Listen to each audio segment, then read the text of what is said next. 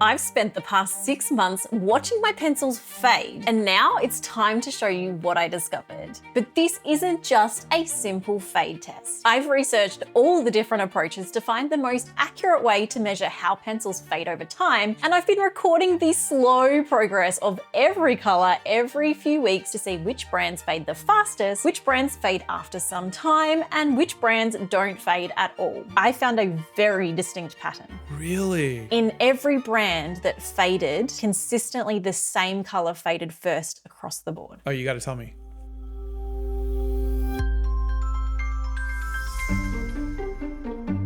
I've done a lot of art supply comparisons over the past few years, but there's been one thing that I have never been able to test because it takes too long, and that's Lightfastness. Lightfastness tells us how much a color will fade over time when it is exposed to light. There's nothing more disappointing for an artist than to pour hours or days into a piece of work only to have it fade a few months later. So I want to find out, how much does this matter for the average hobby artist? And whether some of the more affordable pencils are any different to the more expensive brands when it comes to their Lightfastness rating. I've had these color swatches in the sunlight for over 200 days, and I can tell you already, without even looking yet, I know some of these results will be crazy different to each other. I've also noticed a recent trend of cheaper pencil brands advertising that their pencils are Lightfast. And I've seen some excited reviews and comments from people who think we finally have a more affordable alternative to artist grade pencils that won't fade. I can tell you now, I'm not convinced.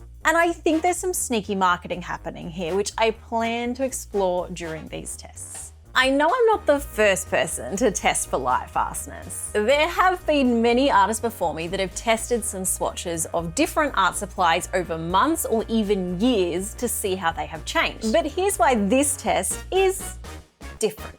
I started this whole process by researching the different ways to perform an official Lightfast test, and have found a way to not only see how much these pencils fade on my window, but to compare them against the industry standard blue wool testing process, which I'll come back to a little later. During that research, I also found some things that might make Lightfast testing far more complicated than I first expected. First, different pigments fade at different rates, so testing just one color from a brand makes it impossible to know if a whole brand is better or worse than a competing brand. So I need to swatch a variety of colors from each different company, and that's a lot of swatches. Second, the amount of sun, temperature, time of year, humidity, and the time of day will all change how these results fade. So I need some kind of control to compare against each swatch to account for the differences in my testing compared to corporate testing in a giant, expensive machine. And third, most colors won't fade at a steady rate. Some will fade within the first few weeks, then slow down fading. Others will seem Lightfast for months and suddenly start to fade at a later date. And some will fade gradually over time. And there's no way to accurately compare this without taking regular measurements of each sample. So I need a way to accurately record each color at each stage. For that process, I don't just want to rely on my eyesight or even taking photos of each stage. So I found a way to accurately capture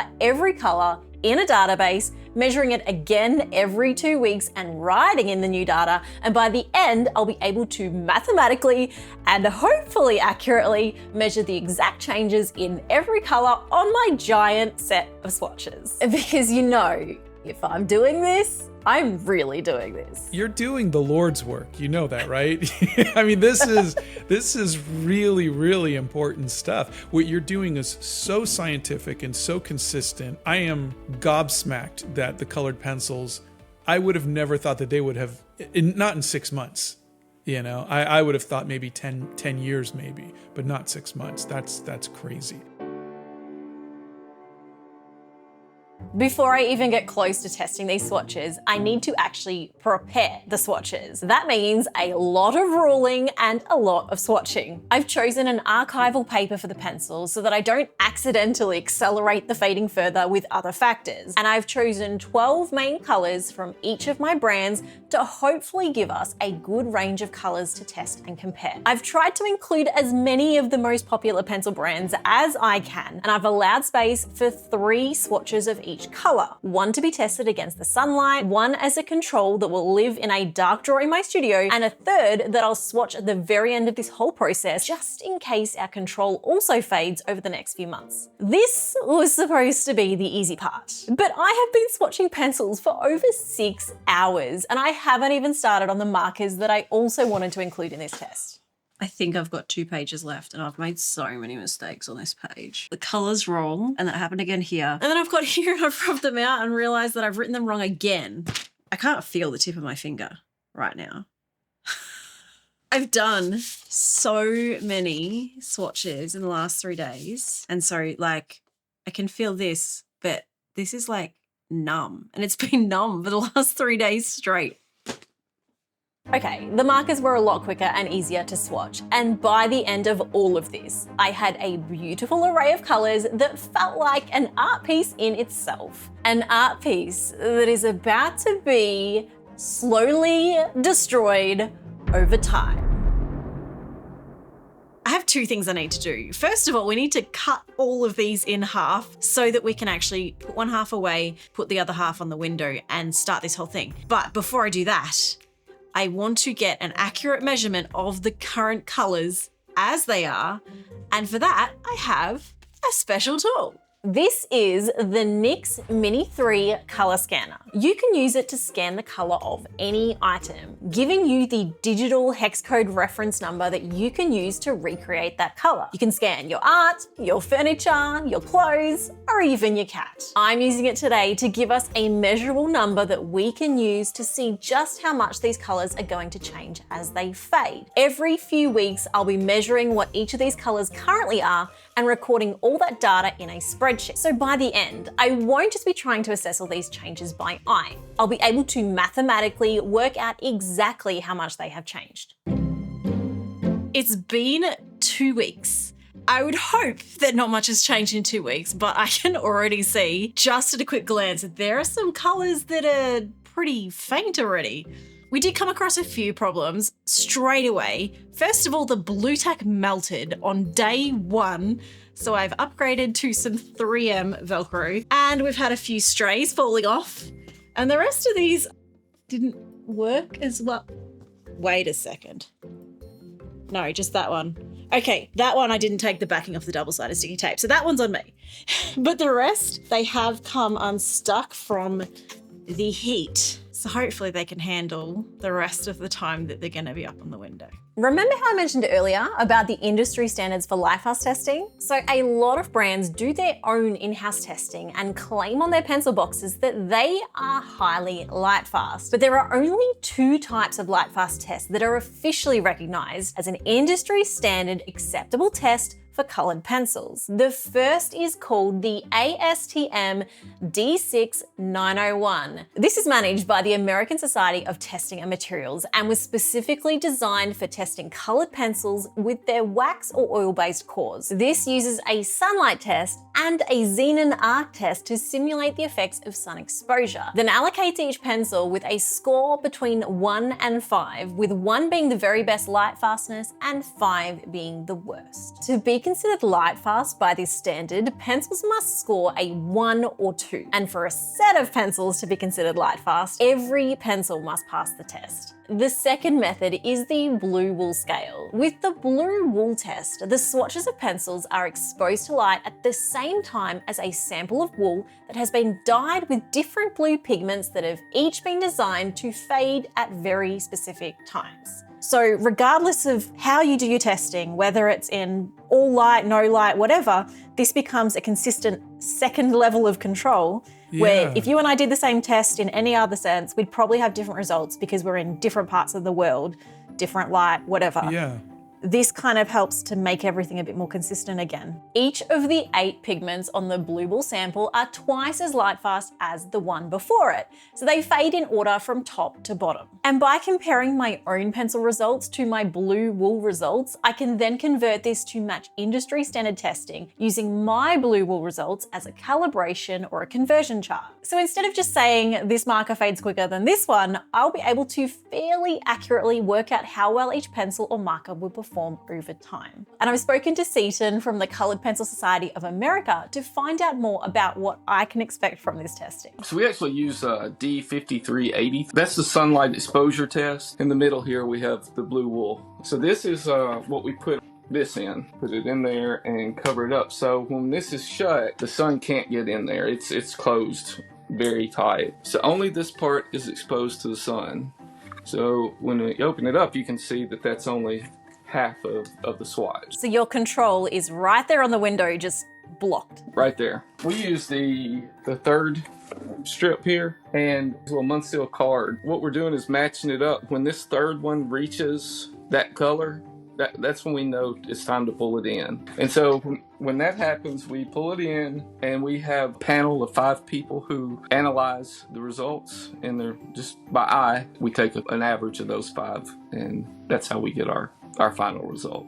Maybe I took this way further than I need to. You're getting very technical into it. So, I mean, there's nothing wrong with that. So in just 2 weeks, there are some really distinct changes. Most notably, a lot of the pinks really faded. In some cases, they have completely disappeared. If you love pink, I'm sorry. I don't know why pink is so fugitive in itself. That's a good question. They call them the fugitive colors because they run away, you can't find them. It's the pigments. It's difficult to find pigments of those colors or a blend of pigments that will produce something that remain over the long run. They just fade. And magenta is obviously a really hard pigment to find. Because it's not naturally occurring in nature. The other thing I noticed is the markers faded really quickly. And this is kind of something that I expected, but there were a few little surprises here.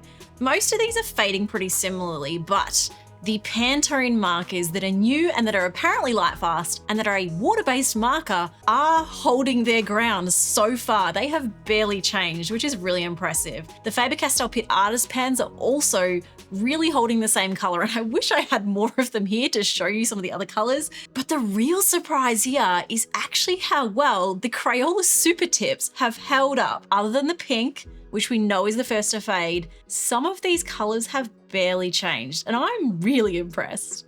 So the 2-week results were interesting, but let's see how this goes over a longer period of time. So do you think that Lightfastness is important for the average artist? I think Lightfastness is absolutely important to anybody who wants to keep their art. There's art that we make that's temporary. There's sketches, stuff that you're doing to get an idea across to somebody else. But I think most artists, there's just a part of us inside of us that says, I want everything I do to be a masterpiece. I want this to be around for 1,000 years, and I want it to be in a gallery or something like that. So I think it's the intention of what you're doing with your art. What's your intent with your art? If your intent is for it to be temporary, if your intent is for it to be just a sketch or just to convey an idea, then I think you don't need to worry about Lightfastness. Do you think coloring books need Lightfastness? No, I think coloring books are the thing that we do to make us happy. It's meditative, it's fun. It's day 200. That is more than 6 months, and I can finally look at all the data I've gathered and find the answers we've been hoping to find since day 1. But I'm not quite finished yet. What I'm planning to do with these controls is actually swatch them again, because one thing that I'm not sure that anyone has tested is, what about the ones in the drawer? Will they fade? Now, it's only been 6 months for me. It's not been like 2 years, but I was thinking about how we're all testing against these controls, but have we tested the control?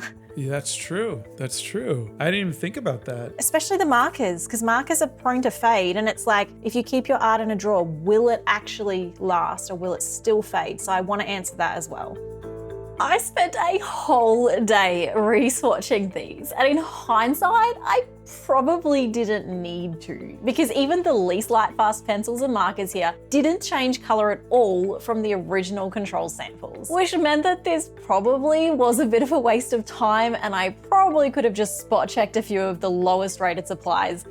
But the results are great news. The fact that none of these have faded over 6 months means that keeping your artwork in a drawer or somewhere out of sunlight should help stop it fading, even if you're not using Lightfast art supplies. But while we watch me swatching needlessly, let me run you through the full, super nerdy process of how I'm planning to actually measure the changes in these colors. To compare my faded colors against their original samples, I'm using a mathematical color matching algorithm known as CIEDE 2000. This is the industry standard system for perceptual color matching and is the most accurate way to compare how similar two colors are to the human eye. To do this, I first converted every color to a lab color space. This is a system that represents every color in a 3D space based on how humans perceive them, like a GPS, but for every color that exists. The distance between two colors is measured by something called delta E. If delta E equals 0, the colors are exactly the same, and bigger numbers, like a 5 or a 10, means the difference is obvious. So at each stage, I can use this to see just how much each color has faded with a delta score. And I've converted it to a percentage as well, just to make things a little easier to understand. I also calculated how much each pencil faded over the 6 months as a whole. This fade percentage isn't any particular industry scoring system. It's just something that I found interesting to look at when comparing how much each color faded at the end of the 6 months of testing. I also wanted to look at how the blue wool has actually changed. The first two colors have completely disappeared, and the third one is just a tiny bit of color left. And actually the ones right at the bottom changed a little bit, but not a lot, which kind of makes me want to run this test a bit longer. When it comes to assigning each color with a score on the blue wool scale, I'm not just looking at how much they've faded after 6 months. Instead, the way this is measured is to identify when each color starts to show noticeable fading compared to the blue wool reference. Humans can usually see even very small changes in color. So the official system used is called a JNF threshold. So if the pencil reaches this threshold, and so does blue wool number 3, the pencil ends up with a blue wool score of 3. And because I love detail and so many of my samples faded within the first 2 weeks, I also worked out the fade rate for each of the swatches over the first 6 weeks to better differentiate between the pencils that faded similar to blue wool 1 or 2 or 3. In case I lost you, here's the TLDR. I swatched a bunch of pencils, I watched them fade over 6 months, I did a bunch of fancy coding and measuring, and I converted my results to match the industry version. So after all of this, I can show you the fading, but I can also tell you what it means for you as a consumer. I'm done. Let's take a look. I found a very distinct pattern. Really? In every brand that faded, consistently the same color faded first across the board. Oh, you got to tell me. These pinks, all of these pinks are just gone. There are so many white boxes, and there were no white boxes when I started this. And it is consistently in the same spot. You'll see in all my swatches, let me give you like this one, right? Yeah. There was no white on this swatch. Really? There is a huge pattern of that white section in the same area. What's crazy to me is that that color and even these colors don't feel that different to this one, and yet this one's gone. I decided to group all my results by color to see if there were any other major patterns like this across the board. And just looking at the pencils, the blacks all performed really well. Most of the other colors showed similar patterns, with the difference between good or bad light fastness being more about the brand than the specific color. The problem really showed up among the pinks, purples, and one specific shade of orange. The darkest purples weren't too bad, but the light to mid purples lost over half of their color on average by the end of the 6 months. In the same way, the darker oranges held out, but one particular orange faded quickly in 7 different brands. And the pinks, some of these didn't just fade, they faded immediately. This was the only color that disappeared completely by week 10 in more than 30 different brands. And by the end, there's hardly any pink left. The neon pinks didn't hold up either, and I honestly wasn't expecting any of the neons to still have as much color as they do. Oh, that wasn't supposed to be a yellow at all. That was an orange. Look how much that's changed. That's not just faded. This one too, that's not just faded, that has changed color. I think this is happening when the color has been created by mixing multiple different pigments, with some of them being more light fast than others. The strangest one is this Marco Raffine pencil that immediately goes from a chocolate brown to more of a greeny brown, then starts changing into more of a blue-gray. I think this is the only one that has multiple color shifts like this. The markers were even worse, and so many of these changed colour in just the first few weeks. If there's one thing that's clear from all this testing, it's that alcohol markers are not Lightfast, even the most expensive ones. There were some brands that performed really bad on this Lightfast test. The Castle Art, Arteza, Shuttle Art, Brute Puna, and others in this affordable pencil range all showed us today why they are more affordable. It's because their pigments won't last compared to professional grade colored pencils. And it's many of these pencils that are bragging about their Lightfast ratings in their advertising. But let's come back to that in a moment. All of the Derwent and the Faber-Castell ranges were above average. And from the most affordable pencils, the Starjoy Gold have proven again that they are great value for money, performing so much better than other pencils in the same price range. The Derwent Lightfast have not changed at all. The Caran d'Ache just said, nope, we're not going anywhere. Yeah. Wow, that's amazing. This shouldn't be a surprise. After all, both these brands have said that all of their pencils are officially tested for the highest possible Lightfastness. The Faber-Castell Polychromos did fairly well, but not quite as well as the Faber-Castell Gold Faber. The Derwent Chromaflow are also surprisingly good, but the pink is letting everyone down. We need two categories. Categories of pencils that are pretty Lightfast and the categories of pencils that are pretty Lightfast, including the pink. But Crayola might just be the biggest surprise of all here. Crayola, please explain, how is it that the cheap kids Crayola pencils have actually done pretty well in this test, except the pink? And yet the Crayola signature made for adults, this is one of the worst. Like, what? Why would you spend all the extra money on the Crayola signature when the Crayola cheap kids ones that are like less than $5 are more Lightfast? Somebody forged Crayola signature. A lot of these brands have Lightfast ratings printed on their pencils, and I have noticed a recent trend of cheaper pencil brands starting to claim that their pencils are highly Lightfast, and I'm suspicious. Many of these brands are doing their own Lightfast testing, but since there aren't really any regulations around this, it's a mess of big claims, confusing terminology, and misleading results. One particular brand that's been in the spotlight lately is Woomer. I've heard great things about these pencils, and I'm yet to try them for myself, but they sent me this pack, and I said yes because I was incredibly curious to hear that they were apparently affordable and Lightfast. They are Lightfast tested, but that doesn't mean they are Lightfast. In Woomer's case, they've done a blue ball test, sort of. They're not using the 8 blue ball swatches to compare the fading. Instead, they're using this more like a stopwatch. Then they compare the color to grayscale patches and assign a score. But because they stopped the test at blue ball 5, they can't accurately rank anything as Lightfast above this number. Marco have also done Lightfast testing, following the Chinese guidelines for textiles and using a xenon lamp like the official ASTM system. This seems thorough and helpful until you notice that they only tested their pencils for less than a day and are only sharing results of a few colors. In my test, both Woomer and Marco weren't any different to the other brands. But since nobody actually regulates this, all these brands can say their pencils are Lightfast and don't have to prove it. Other companies like Castle Arts, Calor, and Arteza have also implemented their own testing systems, but don't tell anyone what their scores are based on. I tried to get answers, and I tried to find a way to convert all these different brand scores to a consistent scoring system.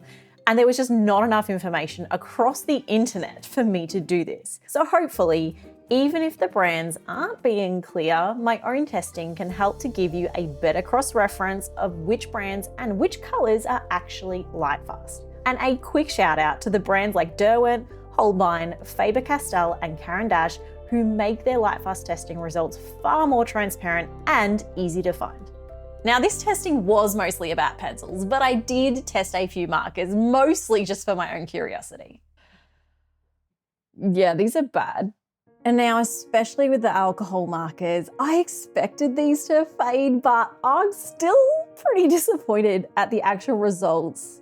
there's hardly anything left, even the black. And the Olo markers have kind of just gone monotone. The permanent markers that are not so permanent. I mean, did anyone actually do okay at this? In the alcohol marker category, they all failed. That doesn't mean you can't enjoy using alcohol markers. It just means that if you're wanting to sell or keep your artwork, you should look into UV protectant sprays or UV glass for displaying your work. Or take good photos and get prints made and keep your originals hidden away in a drawer. I didn't test many non-alcohol markers, but the Winsor & Newton watercolor markers did seem to hold up. And the Pantone markers weren't too bad either. These are really expensive, and one of the reasons is because they say that they are a Lightfast marker. Now, compared to every other marker, that seems to be pretty true. But compared to all the other art supplies, even our pencils, they're still not perfect. I was hoping that the Pitt Artist pens would hold up too, and a few of them did. I just wished I'd tested more colours of these. But all of my other water-based markers faded just as quickly as the alcohol markers. Compared to the Coloured Pencil Society standard, do you think that what I've done is... I think it's impressive. When you sent me that email, I wasn't sure exactly how you were doing it. So I think I mentioned a while ago, I thought maybe you were sticking them in the window and just eyeballing it. I'm impressed. Like, I think you're okay. I think you're doing it well. I love that we can nerd out about this stuff.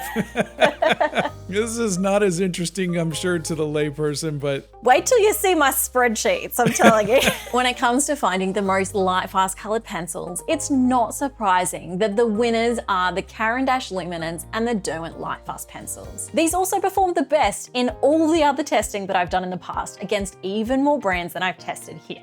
The Faber-Castell Gold Faber, Derwent Chromaflow, Koh-i-Noor Polycolor, Derwent Coloursoft and the Faber-Castell Polychromos were all exceptional as well. And when it comes to the more affordable brands, the Starjoy Gold outperformed the rest. But if you want to take a closer look at all of this, I've included every result in a blog post on my website with a second whole blog post detailing the crazy rabbit holes I went down in my own nerdy journey to find the most accurate way to do all of this. But for now, there's just one thing left to decide.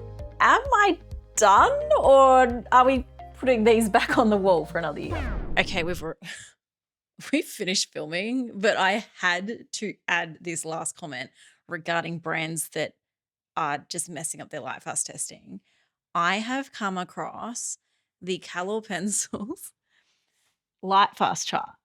This is the brand who in the advertising are saying they have unsurpassable Lightfastness, but their own ranking system is backwards. And according to this, out of all the pencils that I tested, there is only one that is even Lightfast, and it's the pink.